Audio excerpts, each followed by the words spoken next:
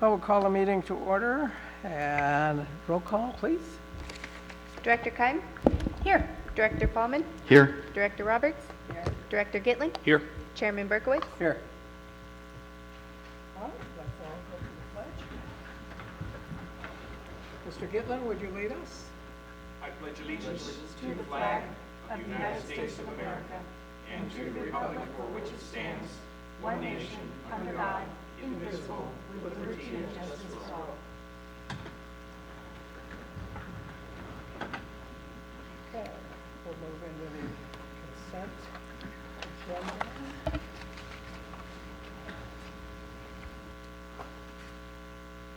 Do we have any public comment on the consent calendar?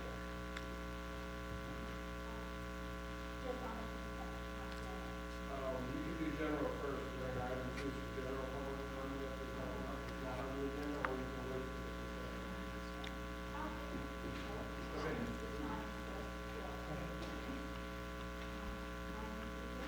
the consent. I would just like to recognize the important role that public transportation plays when it comes to dealing with climate change.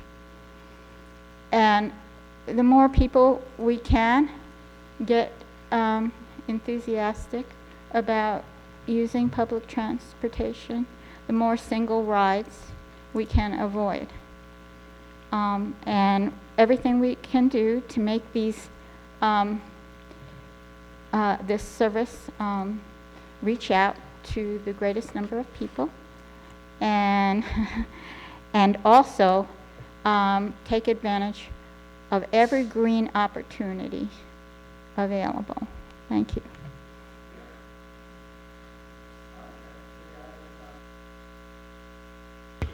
Motion to approve. Second. We do have, Ms. Cooper, did you want to speak to the consent items individually too? A and C? Okay. All right. Okay, we call the roll, or excuse me, call for the motion. I think We already she, had public comment, didn't we?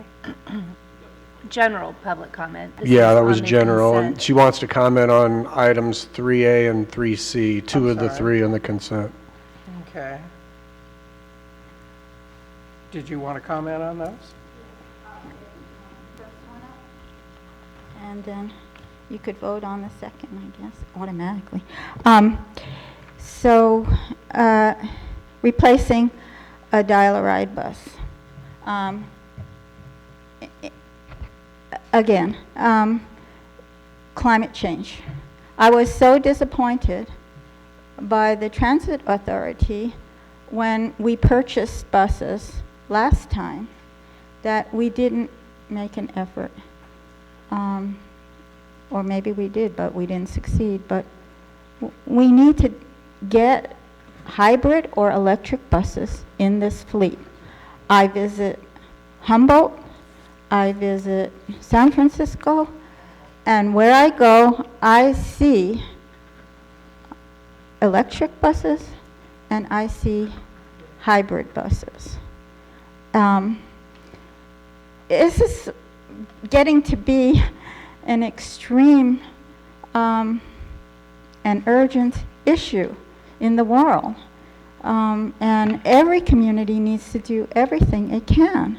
So it is just unacceptable at this point in time to keep buying fossil fuel buses.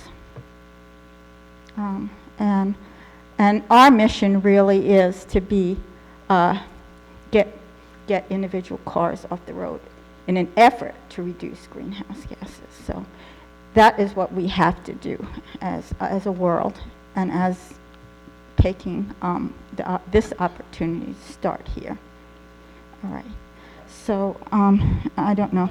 Then should I speak now on Now. 3C? Okay. Yes? No? Yeah, you can. Okay, now 3C. I have a very good suggestion. Let's see. Potential state of good repair. Is that the one I want? I wanted for the bus stops. improvements. Okay, so my idea for the bus stops is that I use the Birch bus loop quite a bit. And I, like many of the people in the hotels, well, we may go to the casino, or we may, from our home, just want to go on the beach. And so if the hotel people are going to the casino and they want to return to their hotels or the beach, and the neighborhood people want to go to the beach, it's very difficult right now. You have your stop at Iowa, which is quite a distance from the 101. And if you could move it close to the 101 or somewhere right on the 101, then when hotel people are coming back to their hotel, they can get there more easily and not be dropped off way up on Elk Valley Road. So a shift, have some kind of stop close to the 101 or on the 101 right there would make the harbor available for the neighborhood and make it easier for hotel people to return to their hotels. So, thank you. All right, thank you. Joe, can I ask a quick question with regard to 4A? Yes. Have we done any kind of cost analysis on what it would cost to not just purchase an electric or hybrid bus, but the follow-up maintenance? Have we done any studies on that? Because we're kind of driven by diesel and piston-driven automobiles, as we have a history of that. Do we have any information on what that would cost us to make a switch, per Ms. Cooper's suggestion that we look at this opportunity? No, and I thank Ms. Cooper for her input on that. No, we have not completely done that, so I guess I should take that before I say that. For hybrid buses, hybrid vehicles in the current recent genre of them, they don't really require any additional infrastructure in our yard. So that, the differential to go to a, let's say, gasoline or diesel electric hybrid, we can get you that information relatively easily. It's mostly just a price increase of X amount, depending on what size vehicle we're talking about. For the all-electric, though, we do need to study that a little more because we don't know what our current yard infrastructure for as far as charging equipment and what those costs would be, because that's a major player of it. It's not just the vehicle, it's the charging station and the vehicles. So for the electrics, no, we haven't done the study yet, but I do think it's a good idea soon to do so. I've been approached by some vendors to look into that. For the hybrids, yeah, we could get you information. It would just be more expensive for sure. Well, Chairman Berkowitz, I think under the circumstances, per Ms. Cooper's suggestion, I think we ought to have the information available to us so we can make a clear and cogent decision. So I'd like to see if our board is so directed to ask Mr. Rye to get us information into the future, whatever those costs may be for both of those categories. Okay. So, Mr. Gillen, you're asking to pull that item from the consent agenda? No, I don't think Okay. it's necessary to do it at this time. I think we can take a vote on this, but I think for future, and if you want to take this up during the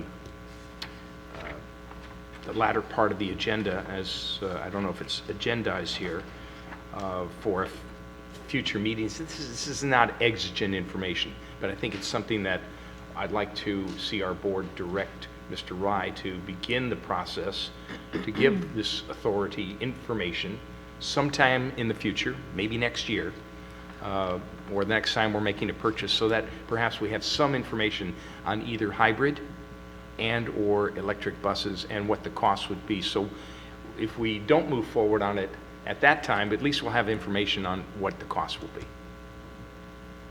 All right, does the board feel about that? I'm fine with that. Yeah, I think that's a worthwhile discussion to have. It could be a discussion item at a future meeting. Just get some pricing. That sounds very I think we have fair. direction. Yeah. Maybe not the next meeting, maybe. Okay. We'll find one where there's room, where we have time to talk about that, because Yeah. that sounds like a pretty major informational item, yeah. All right, we have a motion and a second on this item. Can we call for the vote? Director Roberts? Yes. Director Fallman? Yes. Director Keim? Yes. Director Gitlin? Yes. Chairman Berkowitz? Yes. All right, let's let's move on to approving the minutes of June 24th.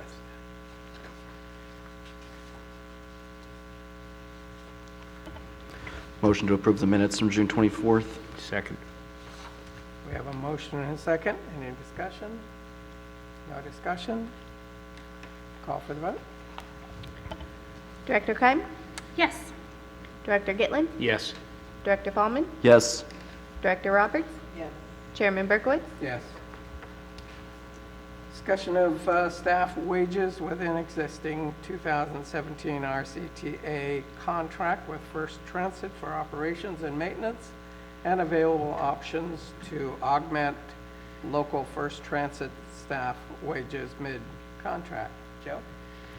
Thank you, Chair Berkowitz, and thanks to the board for allowing us to bring our folks from First Transit here. We're fortunate to have not only with Chuck today, we have Laura Mallory, who's a district VP.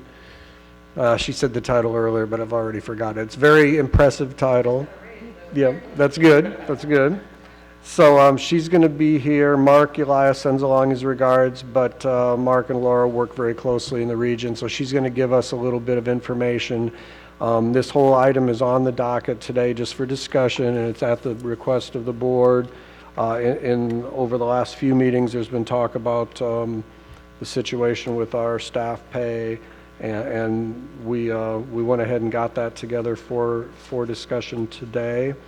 So before Laura starts, you know, if you read through the staff report, we not only have the strategic, difficult decision on whether RCTA can afford an intervention, and if so, of what magnitude, but we also have the technical problem that Caltrans has to approve anything we try to do as far as amending the contract.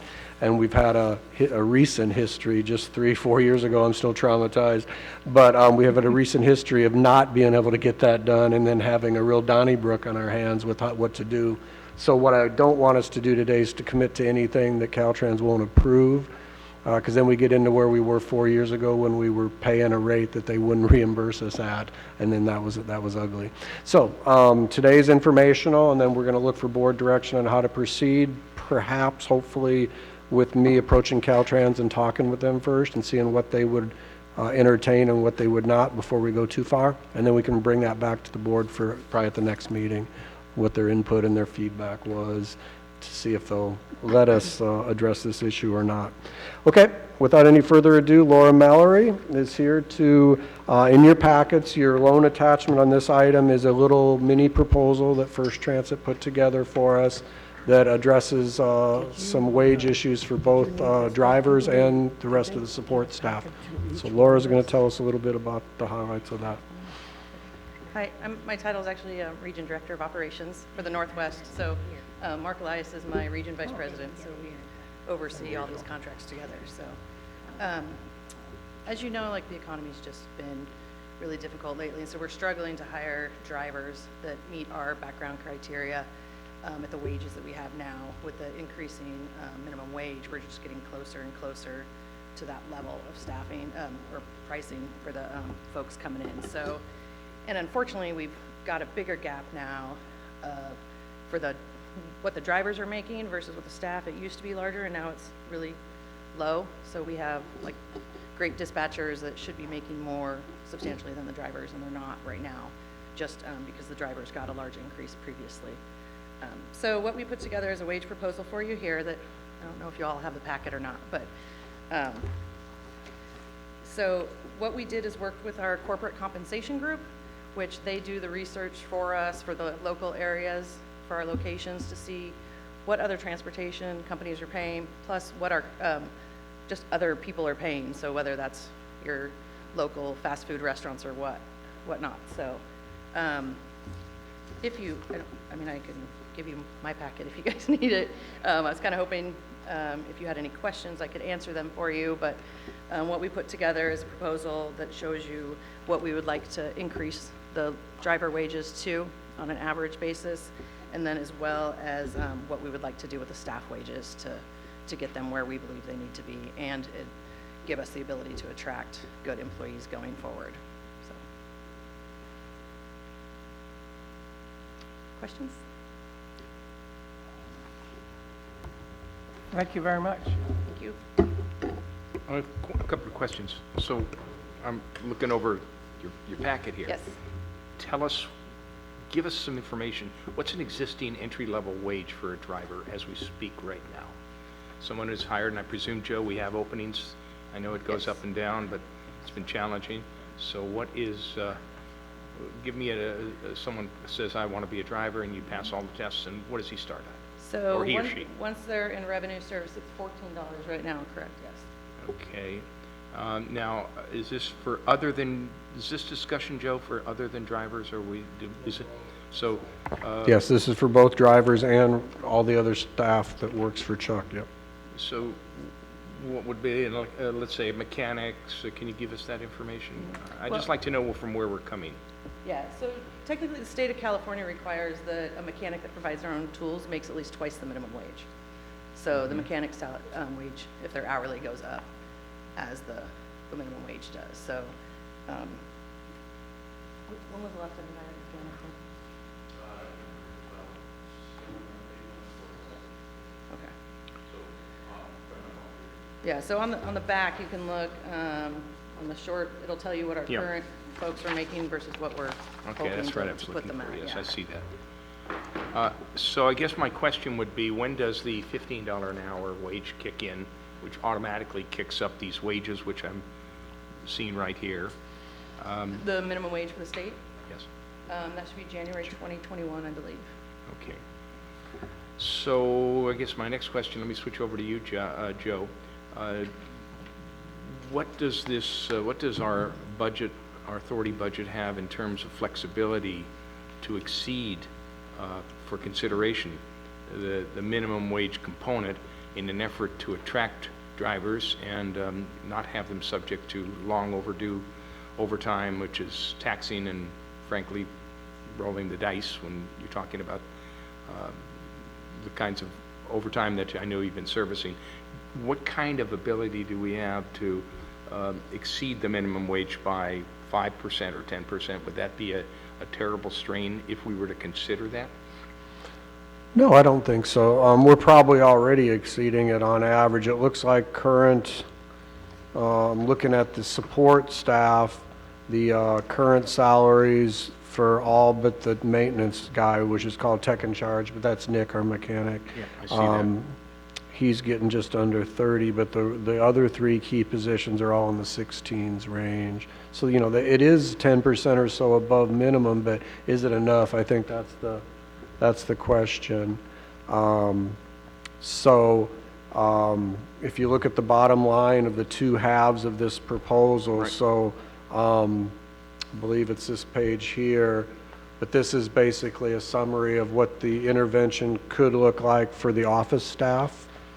So it would get, it would be in the magnitude of $36,000 a year, and it would get the wages up from the dispatcher 2, the trainer 1, which is Fernando, and the dispatcher 2 would all get up near or over the $20 an hour range from the $16.30, $16.60 that they're at now. So they get about $3 or $4 increase, which is significant. People can feel that.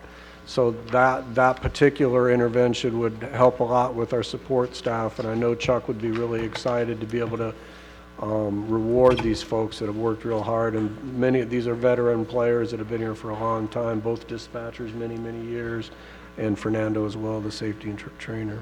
So are you suggesting that we do this pay increase all at one time, or did you want to roll it out over, sometime between now and 2021? Our suggestion is, or our proposal is that we roll it all out at once. Yeah. So that we stay ahead of the minimum wage and retain the employees that we have right now. Joe, what is the impact on an increase, let's say, for example, proposed $16.88 wage? What is the total impact on, let's say, our benefits also on that? What is the total hourly impact per employee? Well, the staff, we have it broken down where you can see the fringe on here. There's a column, but it's, and we also built in a 3% overtime, which we've been running 10% recently. So if you look in the far right column on the staff wage proposal, it'll tell you per employee what the overall cost would be. It varies since they all have varying rates of pay. Okay. John? Do we offer any kind of retention incentives or any kind of promotion incentives? You know, pay somebody to get more training or anything like that? There, I don't think we have anything right now. I mean, there's not like more training that they really do above and beyond other than the annual training that we offer to employees in order to keep their credentials. Obviously, Fernando has way more experience in training folks, so he's got more credentials than Sure. obviously a driver or a dispatcher would, since we entrust him to train everybody for us. Okay. Thank you. And is First currently doing any sign-on bonus or anything like that to try to help with recruitment? Good. Okay, so $500 total signing bonus is currently in place. Okay. I would, Mr. Chairman, I'd like to see what our budget can withstand without putting too much of a strain in unanticipated expenses.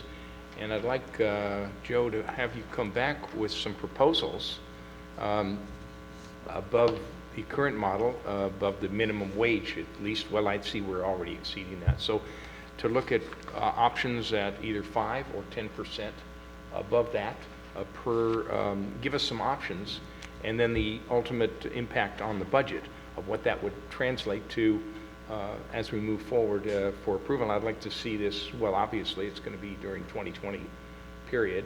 So I think as a commissioner sitting on this authority, I'd like to see some options where we can reward our drivers and perhaps even lower the amount of impact on overtime, which is a kind of a dangerous thing when you're talk about operating a 6,000-pound vehicle, especially at night. So there would be two-sided. Let's pay these people to do a regular shift and not have them compounded with overtime. So is that something I think, Mr. Chairman, the board would like to see some options as we move forward?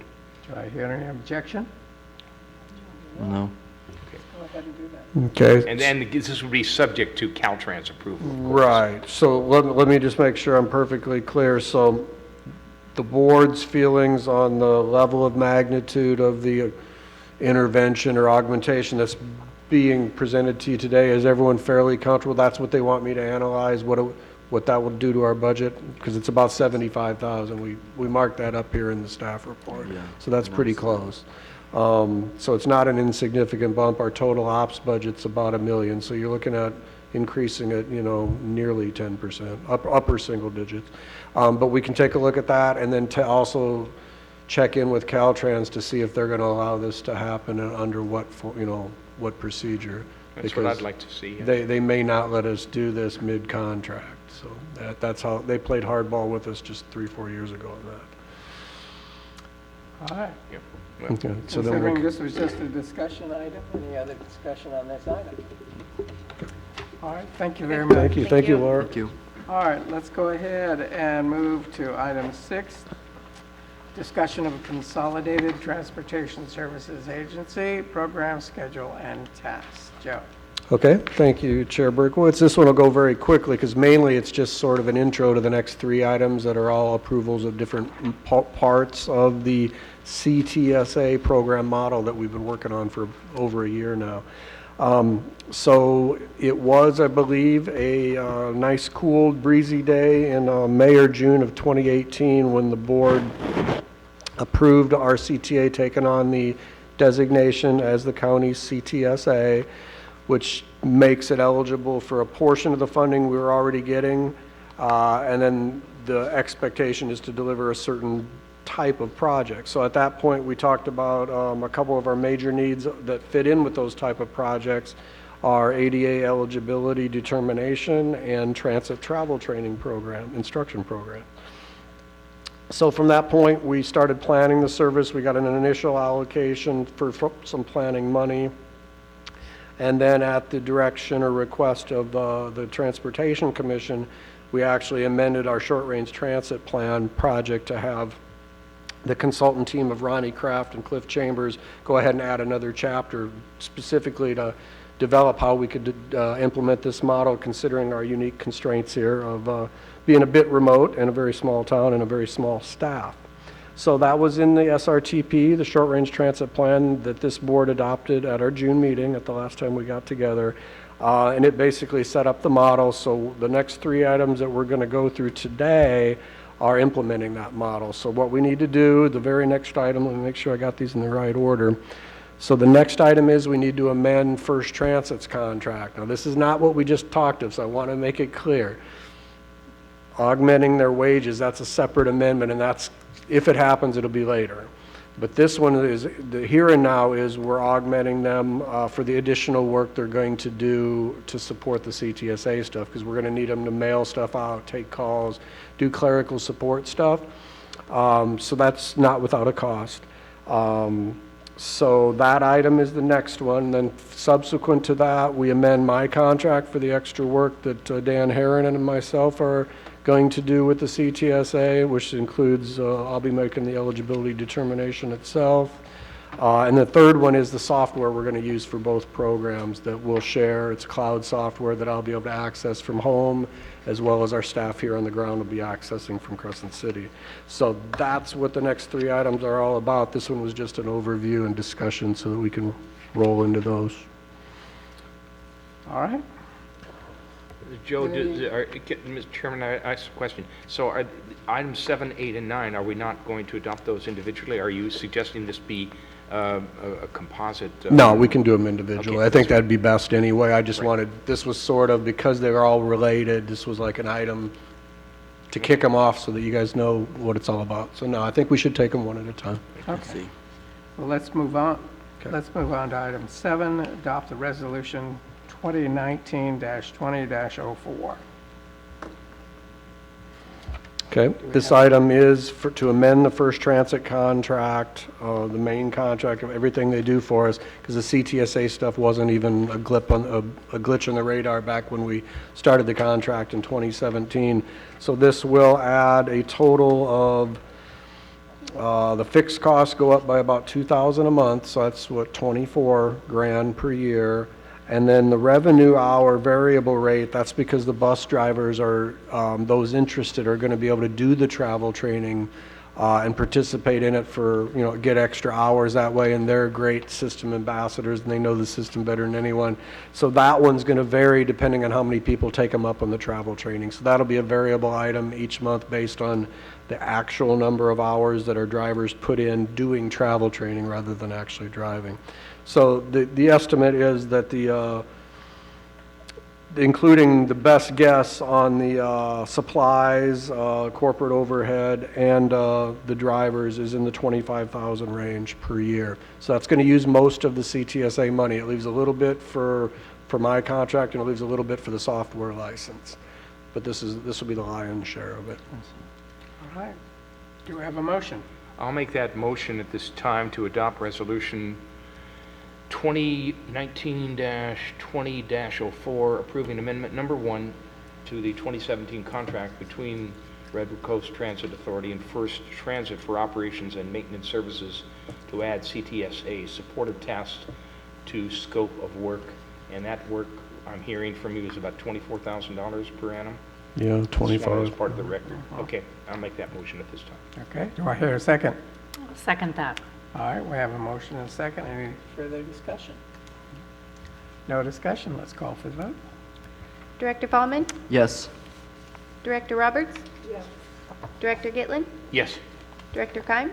Yes. Chairman Berkowitz? Yes. Let's go ahead and move on to item 8, adopt resolution 2019-20-05, approving amendment number 4. Joe? Okay, this one, trying to see, I might have left out the resolution on this one. Yeah, sure, on the agenda, it sure is called for one, but I'm not seeing it. I apologize. This one's just a straight approval one, so you don't have to adopt the resol on this one. But what we're approving today is up to 6,000 not to exceed amount per fiscal year in addition for billable hours for the Heron TMTP contract that brings me to you each month. This will be to take on the additional role of, so First Transit's First Transit will be kind of in the lead, very much in the lead on the travel training, because that's something that happens every day at the scheduling convenience of the customer. So we need to have someone that's in town doing that, obviously, system experts, so that makes sense for them to take that role on. Whereas the role on our contract for this one that this item approves is much easier done remotely, because we're going to have the software, so as soon as there's an automated process in the software, but once the data is entered by First Transit, when they receive an application here at our office, they'll enter that data, click transfer, then it goes to me to evaluate, determine if there's any missing data that we need to make a fair evaluation of the applicant's eligibility or not, then make that determination and then generate the automatic letters, and then First Transit comes back into, pops back up to work to schedule the new applicant for their photo ID card. So that's when they bring them in, welcome them to the system, and get them an ID card taken. So that's kind of how the process will work, and our share of that is to do the middle part, to evaluate the applicant and determine whether they're unconditionally eligible, conditionally, or not eligible at all. So that's what is in front of you here. This will be the fourth amendment, hopefully the last to the agreement with ours. We're in the extension years already. We had Amendment 3 about 3 months ago that extended us by 2 years. This will be Amendment 4 that'll piggyback on Amendment 3. All right. Joe, quick question. Did I hear you correctly? No impact on the budget with amendment number 4? No, it's up to $6,000 a year. The overall CTSA budget can be thought of as 5% of whatever our TDA allocation each year is. That's been in the 600 to 700,000 range, so 5% of that is 30 to 35,000. So that's what we've been kind of targeting our program, to make sure we don't spend much more than that, because anything over the CTSA money just comes out of our regular budget. So the model as it ended up turning out, I mean, we have no control over exactly what First would charge. We're choosing the lower price software option. So it may go just a little over 35, but not a lot. And certainly, I believe it looks like it adds up to about 37 per year initially, going up by a few hundred in year 2. And then the idea is, so it's basically fitting the CTSA budget. Maybe a little bit will come out of our regular budget, which is justifiable because these programs are going to help increase ridership and retain costs or contain costs for us. Then the plan will be to, when we bid the next contract, which may very well be in 2021, especially if we're not empowered by Caltrans to do what we want to do with our driver wages and stuff, we'll definitely then want to go out for a whole new contract, because that might be the only window we have to tinker with the wage scale. So if that's the case, we would just roll the CTSA will be part of everything our CTA does after this contract. It just wasn't at the start of this one. So once we go out and procure a new contract in a couple of years, we'll just make it part of it from there on in. So it won't be separate. I mean, the tasks won't be separate in the future, but right now they needed to be added on. Any further discussion? No. All right. Do we have a motion to adopt the resolution? Move to adopt Resolution 2019-2005, approving Amendment 4 to the 2016 RCTA General Manager Contract to add CTSA supportive tasks to scope of work. Okay. Do I hear a second? I'll second it. All right. We have a motion and a second. Call for the question. Director Gitlin? Yes. Director Keim? Yes. Director Roberts? Yes. Director Paulman? Yes. Chairman Berkowitz? Yes. All right. Let's move to item number 9. Okay, thank you. Purchase order? This is the last of the three parts of the model, so we've got now the labor. The first two took care of the labor, First Transit and myself, and then this one is for the software license with Get Going software.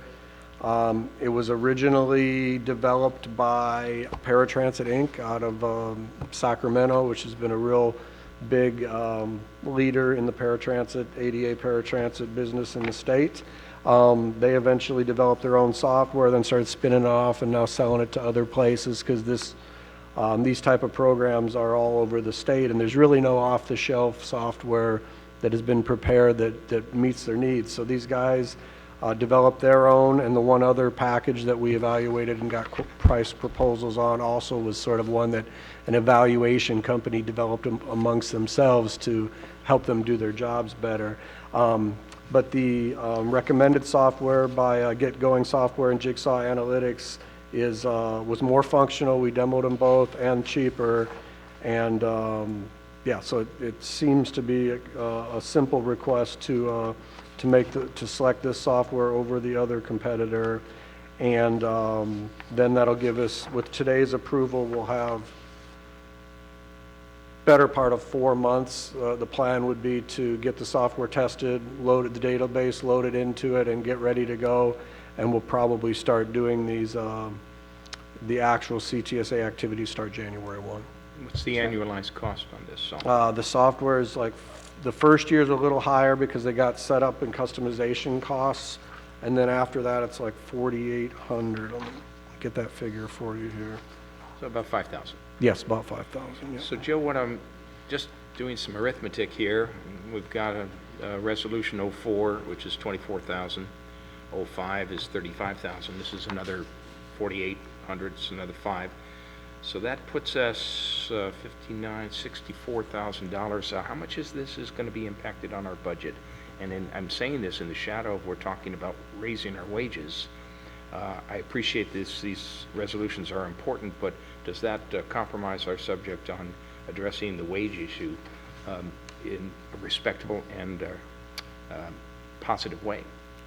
That's a good question. So if you look at page 2 of the staff report, I think it's 2, it outlines the overall CTSA budget for 2020. So the first piece was the First Transit labor at 25,000, up to 6,000. That could be a little less for my labor. And then the software is 6,500. That's first year. That goes down in the second year by about 1,000, maybe a little more than that. So year 1, it's at 37,800 out of about a $35,000 CTSA allocation that we got. So it's a little over, but not a lot. So I think you were double counting on the 65,000. There's nothing that makes it that expensive. Well, I was looking at 24 and 35, and for the first year, 48. Now, what am I double? Where's the 35 coming from? 24 was 704. Number 04. Yeah. No, did I misunderstand? I wrote these numbers down. It said 24,000 on resolution 04. Mm-hmm. And then the second one, which was resolution 05, amendment 4, was 35,000. No, that's just not to exceed 6,000. Okay, Yeah, then that's my what you misheard. mistake. Yeah. I heard that number 35 bandied about, and I want to make Mm-hmm. sure. So, okay, so in answer to the question, does this compromise our ability to deal with wages in a... No, this is new money that we really couldn't just use to augment wages. We got to deliver CTSA programs with it. One thing, though, I'm glad you asked it in that manner, and this is something that I've worked a lot with First Transit on. We are fortunate, and I'm looking at this item as a way that even if Caltrans tells us, no way, you can't do anything to help your employees, we're not planning on really adding a position. So what First Transit's going to do with the majority of this money that we're passing through to them for CTSA, they're going to use it to take care of local staff. So at least there'll be something. That's... it's not in the staff report because this needs to go to Caltrans, but that's the plan because I've talked with staff and they feel it'd be much better for morale and current staffing to give them a little more work but give them a little more money rather than hire somebody else that would be marginal, part-time, and maybe difficult to keep and succeed. They think that and I agree, we can do the job with local staff and just pass those monies through to them. So that's our plan, because I'm not confident that Caltrans is going to allow us to intervene in the wages overall. We can try, but we'll see what happens with that, but at least we got I'll make that this. motion at this time to approve this purchase order, 2019-2004, to Get Going Software. That's what you're calling it, Get Going Software? Jigsaw Analytics for eligibility / travel training, software and hosting for use in the Redwood Coast Transit Authority, CTAS, transit travel training and ADA eligibility determination. Do I hear a second? I'll second it. All right, we have a motion and a second. Any further discussion? Joe, I have a question here. What do you think the learning curve will be for this Get Going software? I don't think it'll be too severe. Our staff just a couple, 3 years ago wasn't using any software, and I was much more worried, but since then they've learned to use a couple fairly complex involved softwares. First, the paratransit, CTS. They're getting really good at using that, but that just replaced the magnets and paper and Excel sheets a couple years ago. And then now we're in the midst of implementing the double map, which is a fixed route program that we're using in dispatch now. So I think they can handle this. This is it's kind of a modified database with a number of tabs and forms that sort of walks them through what to do. So I think they'll be okay. There'll be some training for a couple of months. I think we'll be fine. All right. This time we'll call for the vote. Director Roberts? Yes. Director Gitlin? Yes. Director Paulman? Yes. Director Keim? Yes. Chairman Berkowitz? Yes. Let's move to item 10, discussion of the LCTOP free bus program. Joe? Thank you. Yes, so this item's this should go pretty quick as well, because you guys are well aware of this program. We just want to clarify who's eligible for the public and for all of us before we really get started, which sort of happened this morning, but it's never too late. So over time, the program has evolved. LCTOP we've been receiving for at least 3 years. I think we're coming into our 4th year's allocation of it. The first year, we chose bus shelters as the project, and we were granted the funds, and it's been a bit of a saga, but the first shelter is in at the Rancheria, and the second shelter is almost in at Pacific and A. So those 2 projects are done. I think we actually closed it. We spent enough money to close out that allocation, and the actual projects are about to be delivered here in the summer of 2019. Then the next year, we changed gears on that project and switched it to its first year of being a fare buy-down type project, and that was so that we could offer our bulk sales folks like the college, but not just them, but like them, they were the prime candidate. We could offer them a deep discount, and they could buy in groups for their students, and that's what we did the first year. And then last year it morphed to where for the first time with student ID, the 2 colleges, College of the Redwoods and Humboldt State University, their students were able to ride free, and we were able to then use grant funding to fully offset our costs. So it was free only in the respect that they show their ID card, we count them, and then we get the money back from the grant rather than out of the student's pocket directly. So that was in fiscal year 18-19 that just ended a couple months ago. That was our first full year of that program. And the program picked up speed all year to where in the spring we had some pretty solid numbers every month taking advantage of the free pass, and they can use it all the way down to Arcata and back. So we found some students were definitely doing that, especially some of the College of the Redwoods that get some classes down there when they can't get their class locally. So anyway, this year we're again obviously going to continue the successful start with the colleges, but then in the short-range transit plan we came upon the idea of opening it up to high schools and or middle schoolers as well, because we have the money keeps growing a little bit each year. It's bigger than just, if we had every college student possible riding, I don't think we could spend it fast enough. So this expansion of the program to include these much larger groups of the high schoolers and middle school will help us spend down. It'll better fit the grant with the actual money we have. We'll be able to spend it down quicker.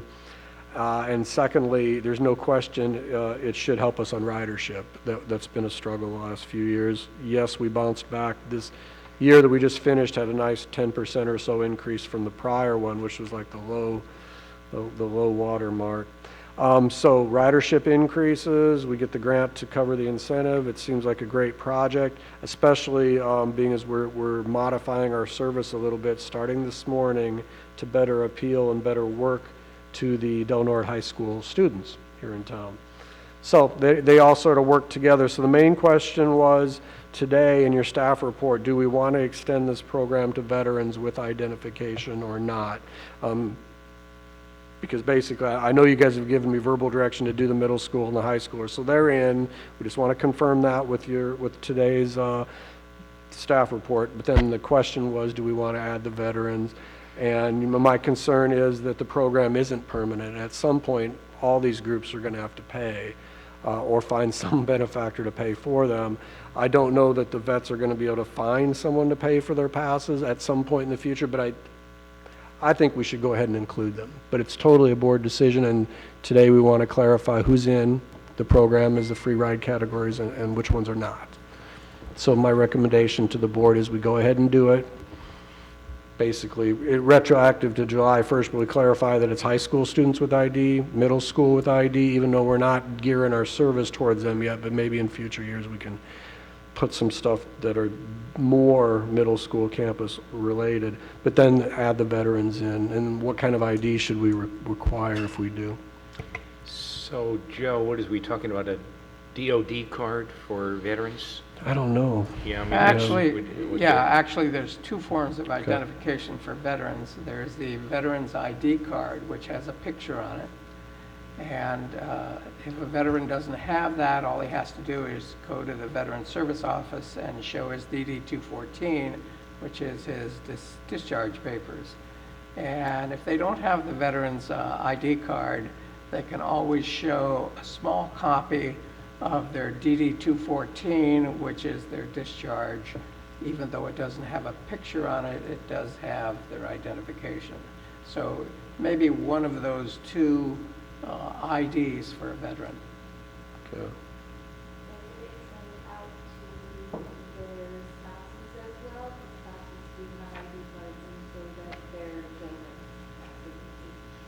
Okay. All right. Those benefits are for active duty members? Well, Some have it for retirees. My husband is in the reserve, so he's not considered active, but I have a military ID, so it's because they're over 9. yeah. Well, 10. Okay. I don't know. All right. Right. What kind of outreach have we done to the high school? Because this morning, as a matter of fact, I had a conversation with a teacher at Castle Rock High School, and she had no idea that this program was even available to students with an ID card. And she's very much, excited to share that information. The short answer to that is not enough. Okay. I spent all the hours, and I'm actually over hours for the month pretty badly, but it's all been to get these student cheat sheets, which I wanted to hand out. That reminds me, thank you. These are now available on the website, and not as prominent as we want, but we'll get them. Sure. That's just an example of our new cheat sheets we created for parents and students. So, yeah, I did not have much luck reaching out to individual schools yet, but we got the stuff up on our website. We've got the electronic head signs, and we've had them for about a month advertising the fact that students ride free. We have our new buy of street side signs. So if you look on the opposite of the curbside is the street side. So if you look at the street side of all the fleet, you'll see our sign that talks about the students ride free for high school and college. So we got a lot done, but we didn't get direct outreach to folks at the Where school. can I get more of these? These are online, so if you go to our homepage, the first piece of news is there. I will take them to Okay. the schools, and That'd be I will great. tell the principals about this. But I need a stack of these that I can take to the college. You want me to stop by the yard? Yeah, let's, when we leave here, I'll Okay. go I'll do it myself. to Mail Depot and I'll get us a bunch, then I'll leave them at the yard. Okay. Thank you for doing that. Do we need a motion on this? Do we need a motion on this? I think it would be good just to clarify if the veterans are in. Okay. So before we move in that direction, I just have one more question, and again, I would like to see all veterans get the advantage of this program of riding the bus for free or subsidized. I'm a little concerned that the rug may get yanked out from underneath this program in a short period of time. Not just for the students, but for the veterans. You give it and then you take it.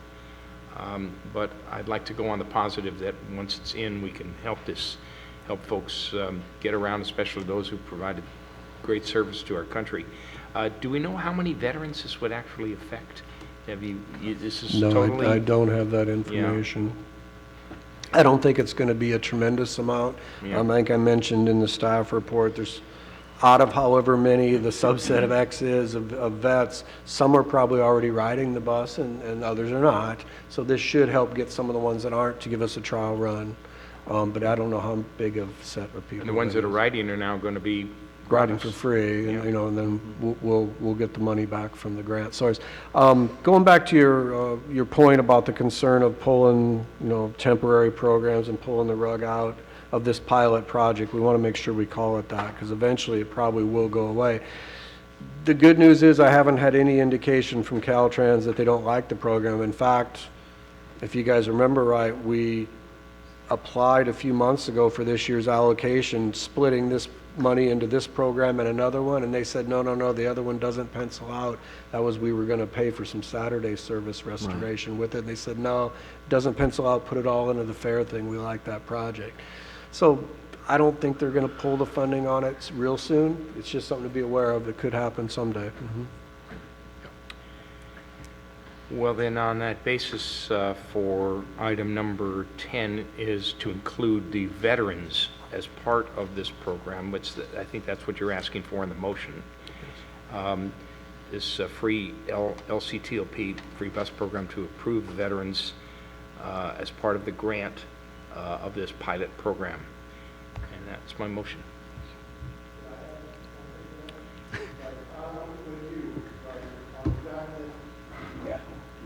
If it does get pulled. Introduce yourself. Hi, I'm Fernando. I'm with First Transit. So if it does get pulled, then they would have to pay again. But instead of having it free, why don't we do reduced as we do with the senior citizens? Then they wouldn't be paying the full amount, but then it wouldn't be pulled from them later on. No, it's a good point. I think it's a good point. I'm going to stay with the original motion to include the veterans as part of this group for this program. And let's see where we are in the future. If it happens, and we could have gone it the other way, I mean, the grant is going to be provided if we get this grant. This is an application for a grant. Yeah, but And it we're will going to include- get it. Yeah. So we're going to include the veterans. I'd like to see you give it full ride. And then I'm hopeful that these programs will become institutionalized, and at least they'll go more than a year or two. And meanwhile, we're providing a good service to those who are in greatest need. So I'll stay with the original motion, but thank you for the input. And thank you, Fernando. Could I ask a question? If the program does get pulled, is it possible, is there some way of tracking how many veterans are using the system so that we could evaluate whether or not to still keep them on a free basis, even if the program is pulled, so we could evaluate the cost? of keeping Excellent those idea, Vedette. Yes, I believe there is. So what we will, I'm not sure he was aware of it, but he should have been. What we'll have Chuck and Fernando do is their new paperwork will have a new column for veterans now, along with the colleges for the freebies, because we track the schools individually, because the colleges like to know how many of their kids are participating. So this will be another column for the VA IDs. So yeah, we will have that. Now, we don't have it now because it's never been free. Yeah. We've had no reason to ask them who they are or what their status. But yeah, we'll be tracking that if we go ahead and do this, yes. We would hope that you would contact Jerry Johnson with the VFW and make sure that all the vets know, and he basically has a handle on all of the vets in Del Norte County. So for clarification, it is a benefit that we're offering to the veteran themselves, the individual. I think that's the safest thing. Yes. That's most trackable, yep. I do have a motion. Do I have a second? I didn't hear one. I'll second the motion, but, just for one last point of discussion, at our next meeting, I'd like to see progress on outreach. Very much would echo Director Keim's questions there and concerns there, that there hasn't been enough outreach, and it's as simple as taking a stack to the schools. I mean, there's plenty of community partners that are already excited about this kind of stuff, and it is disappointing that there hasn't been more outreach. But, yeah, with that, I'll second the motion. Great. We have a motion and a second. Do we have any further discussion? No discussion. Let's call for the vote. Director Keim? Yes. Director Roberts? Yes. Director Paulman? Yes. Director Gitlin? Yes. Chairman Berkowitz? Yes. All right, let's move on. Discussion and acceptance of Transportation Development Triennial Performance Audit. Great, thank you, Chair Berkowitz. This brings us to the end. This was the one that took up half your packet because it's an actual triennial audit performance report. So there's a lot of very interesting and factual data in here. Most of it is relatively sad, if you know what the stats mean, because the audit period of this particular performance audit was 3 of our worst years statistically recently. Ridership was dropping quite badly these 3 years, while costs were about steady, increasing a little bit. So that made for some ugly stats. But it was not all the news in the report was not bad. As I mentioned here with a few bullets, our report actually came out the cleanest of Redwood Coast's triennial reports in history. Not that the stats were good or anything, but our reporting, we had done a better job than in the past of properly reporting everything. So we had no findings there, so it was a clean audit. That was good in that respect. The audit team that Tamara and the DNLTC selected did a really good job. They were transit veterans. I knew these guys for a long time, so we had a really good audit team. They put another set of eyes on the system, and they offered some pretty insightful suggestions here and there. So it was really, it was a good audit to have. As it shows here on this, the staff report, we were fully compliant with all the 9 TDA required metrics that they, by law, we have to submit our stats to. All our CHP inspections were rated satisfactory, which is a testament to the job that Nick and Chuck are doing with now, and Fernando, with driver records and maintenance of the fleet. So the CHP, that's one of the requisites, is to make sure all your CHP reports are in order and evaluated. So they came out good for us. Ridership was down badly during the audit period. Costs rose ever so slightly, 1.3%. So that caused our cost per passenger metric to blow up quite a bit. The recommendations, which are a product of the report, they're pretty mild, but they're all pretty spot on too, some of which we're already starting to address. Tracking and reporting additional operations data in the annual report. They don't like the format of our annual report. I don't like the format of our annual report, and you guys probably don't like the format of the annual report. So it is what it is for now, but it's something that we can change the format in the future. But they did ask for more data, so we're hoping that the new, certainly First Transit's new reporting workbook is more robust, so we can pull more data out of that manually. And then hopefully the double map software that we implemented about a month ago, as we get that data cleaned up, hopefully it can quickly report on some different stats that we aren't collecting currently by hand. Second recommendation, this board's already aggressively addressed this, and we've really made huge progress.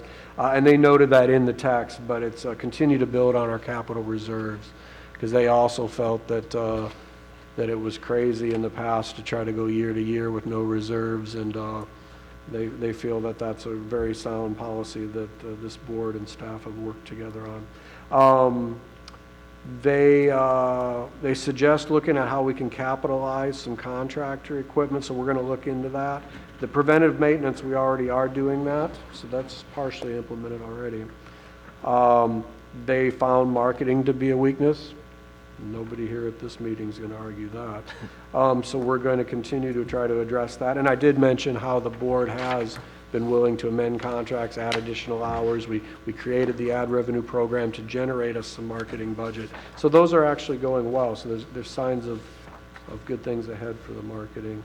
And then this one is a carryover from last time, to continue to work with the Park Service to see if we can plan any bus service options that serve the parks, which we've been doing for the last 3-4 years, to one extent or another. So those are the highlights, and then you have the report there. It's about 40 pages or so. Any questions? Any questions on the members? No. All right. So this is a discussion and acceptance. Yep. So I think we need a vote to accept it. Probably need a motion to accept it. Move to accept the audit. Okay. We have a second. Second. And we have a motion and a second. Any further discussion? All right. Let's call for the vote. Director Gitlin? Yes. Director Roberts? Yes. Director Ballman? Yes. Director Keim? Yes. Chairman Berkowitz? Yes.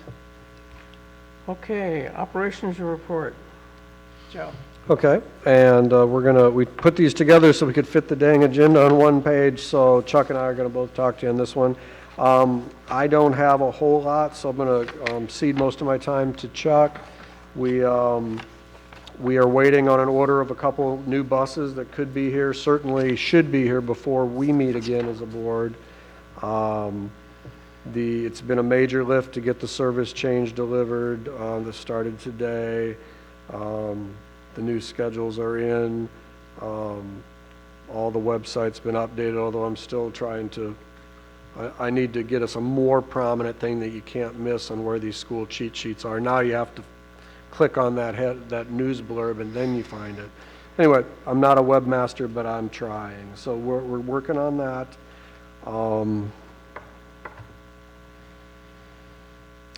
The last thing I wanted to touch on is the October meeting. I might need to call in for. So we were talking a little before we got started today. It's technically possible. With the equipment here in the room, you won't be able to see me, but you'd be able to hear me. So that, if we're going to stay with our Monday, the 26th or whatever it is of October date, we'll need to, if the board will entertain that, I would like to call in. Dan Herron can't make it because he's got an Achilles tendon operation that he's recovering from. He's been wanting to come up and do one of these meetings. I'm like, October, Dan, come on. But his rehab's not going that fast. So he will come up sometime probably before spring, but it won't be October, unfortunately. But that's mainly it for me. Chuck, do you want to give us an operations rundown? I know it's been busy. Well, first of all, I would like to just extend my thanks to you to be open to considering the wage considerations that we proposed. We're talking about a group of people that are professional, they're loyal, and they really care about the program. And I would really like to see them rewarded and compensated, encouraged, and add to our stability, add to our safety focus, and just help us to continue to improve the program. So thank you for your willingness to consider that, and hope that it comes through the way we'd all like for it to see. Some other things to let you know about. We had a situation a week ago Wednesday where we had a person take up residence in the bus shelter at Walmart. Sleeping bag, luggage, the whole bit. They weren't riding the bus. They were just there. We had at least 3 and maybe even 4 calls with law enforcement looking for some help and support. It was a very busy day for them, and so they were unable to really give us the support that we'd hoped to have. And so the person was there pretty much all day until 4 o'clock, refusing any admonitions about needing to move on. And then finally did about 4 o'clock is when I got the message from one of the riders that the gentleman had moved on.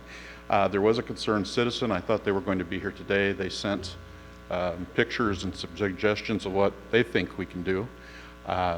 But mostly just wanted to bring it to your attention that this kind of thing is happening, and it is exceedingly difficult. We cannot physically force them out, and we don't have we don't have any law enforcement in and of ourselves, so they really can just look at us and say, shine on. We're not moving, and it leaves us with very little recourse to do. Just wanted to make you aware that those kind of situations are happening with our bus shelters.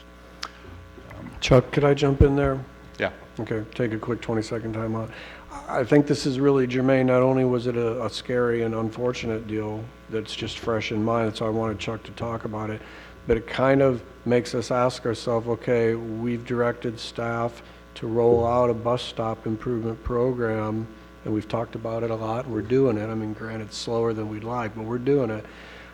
If we can't protect those shelters and get unauthorized people out of them, maybe we shouldn't be putting them out there. So, I mean, I don't want to take that tack, but we need to think about that. So maybe as one product of this, maybe we can try to get meetings with the police department, so sheriff on the counties, because this particular incident was in the county, but it could have easily happened in town too. So we maybe get together with the sheriff and the new chief of police once he or she's on board, and let them know about this concern and that we really need support, and see if things get a little better. Granted, they had a busy day. It was a bad timing the first time, but if we can't get their help in getting people out of the shelters that don't belong, it really makes you wonder if we should keep putting out shelters or not. I'd like to respond. Chuck, this happened on Walmart property? Mm-hmm. So Walmart, and if I've not mentioned it before, we have been meeting with them regularly, and they have made a huge commitment to keeping their property free of these issues. I'd like to sit here and tell you that things are getting better. They are at the Walmart area. We are definitely improving conditions for the shopper. They have full-time security during their store hours, which is 6 a.m. to 12 midnight, and they have been retained for another 3 or 4 months, I believe, until the end of the year, which is great news. So World Security, that's their job. I don't know when this happened or where they were during this process. I'd like to sit here and tell you this is going to get better. I don't think it is. It's going to get worse until we as a community come together and realize that all these areas are being impacted, not just with human beings who are being uncooperative, but all of the collateral issues that come afterwards, the antisocial behavior, illegal behavior, open drinking and what have you, public urination, public defecation, what have you. And I know this is not going to go away. This is a huge, huge problem and getting worse. So how do we address this? I don't have the magic wand. All I'll say is that we all need to be working in the same direction. So for future information, Chuck, World Security is on site at Walmart. Should this happen again, they are very good at what they do, and they move people on. Mm-hmm. So that's in the county. I don't know if we need to involve the police department.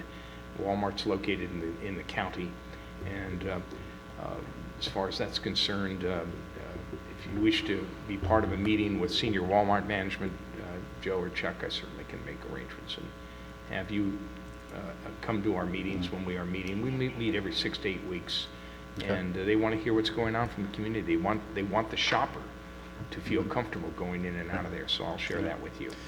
Yeah, well, we have like-minded there with them because it's going to impact our ridership if people don't feel safe.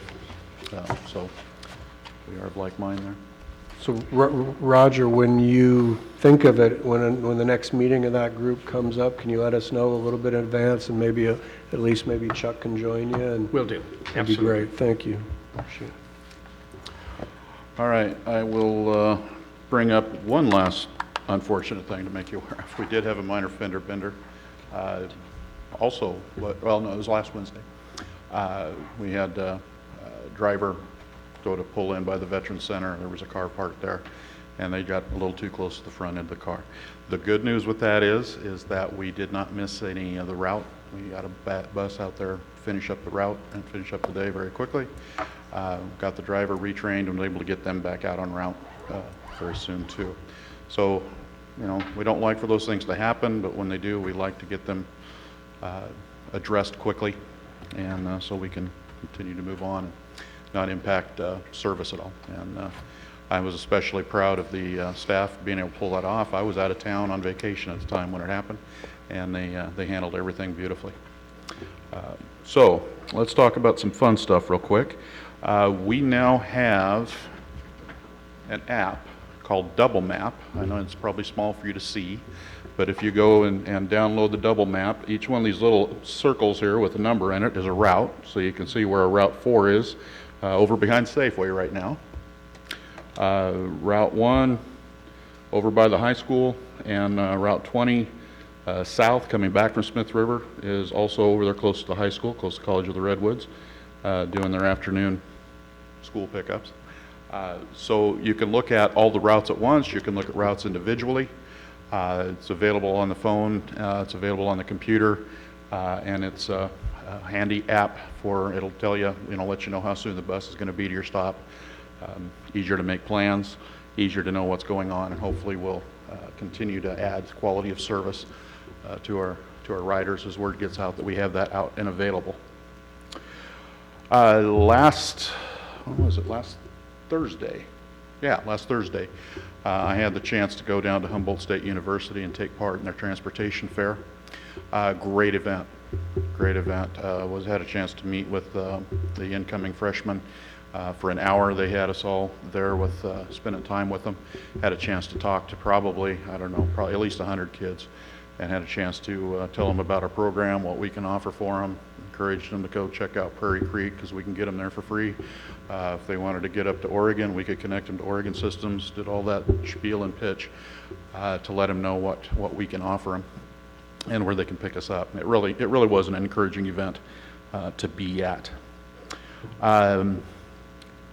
Second week of September, let you know, I will be out of town at San Diego at our GM meetings, general manager meetings for First Transit. I'll have a chance to meet with my compadres, as well as hear from some corporate folks and get some more training and information on how to keep transit getting better. So that'll be second week of September. And then the last thing that's real positive that we're excited about on site is we were just able to replace our lift for maintenance. They may not seem like a big deal for us. We're pretty excited about it, especially Nick. Our previous lift had been in service beyond what it should have been. So this helps increase our safety and our efficiency and our ability to feel confident that once Nick starts a job with him up in the air, he can finish it. So that's all I have for you. Have any questions? Thank you, Chuck. Thank you. All right, unless there's any other things to come before us, we are adjourned. Our next meeting will be Monday, October 28th at 1:30. I won't be available that one. Okay. All right, thank you. Before you adjourn, Supervisor Berkowitz, and Joe, you are not, is this a cast in stone kind of thing? You're not going to be available on the 28th? Yeah, I won't be able to make it in person. If we push the meeting back to November, I could, but yeah, not that October day. Is there anything exigent that we can't, right now, while we're still in session, perhaps change that Monday at 10/28 date to the following Monday? Is that a possibility? Yeah, I can look into it. I'll have to see what the room's available, and by then maybe we'll know a little more about what's on our agenda. Right now, we don't have anything because we've found a way to get everything onto this one for you guys. But I'm sure, in 6 months' time, 6 weeks' time, 6 months, that'd be good. In 6 weeks, there may be some agenda items for us, but right now, I don't have anything in the parking lot. Okay. Yeah, we'd be basically meeting just to stay on our every other month deal. Although we did meet 3 months in a row because we had so much going on this spring. So if we did have to cancel October, and go to November. That'd be easier for me. So let's see what the agenda looks like. All right, I think we are adjourned. Thank you.